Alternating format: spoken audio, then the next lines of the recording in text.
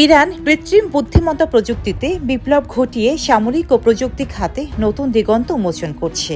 ইরানের ইসলামী বিপ্লবী গার্ড বাহিনী IRGC সাম্প্রতিক মহড়ায় AI চালিত মিসাইল ব্যবহার করেছে, যা লক্ষ্যবস্তু নির্ভুলভাবে আঘাত করতে সক্ষম। এই প্রযুক্তি শত্রু জাহাজের অবস্থান নির্ধারণ এবং নিরীহদের ক্ষতি না করে আঘাত হানতে সহায়তা করে।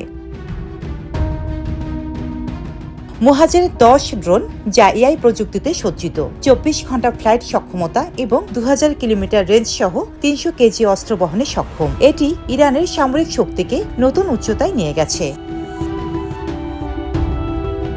মাইক্রোসফটের প্রতিবেদন অনুযায়ী ইরান AI ব্যবহার করে ফিশিং ইমেইল তৈরি এবং সাইবার আক্রমণ পরিচালনা করছে, যা সাইবার নিরাপত্তার জন্য নতুন চ্যালেঞ্জ সৃষ্টি করেছে। ইরান তার প্রথম জাতীয় AI প্ল্যাটফর্ম উন্মোচন করেছে এবং আগামী 2 বছরের মধ্যে একটি AI পার্ক স্থাপনের পরিকল্পনা করছে, যা গবেষণা ও উন্নয়নে গুরুত্বপূর্ণ ভূমিকা পালন করবে। তবে ইরানের AI বিপ্লব শুধু সামরিক খাতেই নয়, বরং প্রযুক্তি ও সাইবার নিরাপত্তায়ও নতুন দিগন্ত উন্মোচন করছে।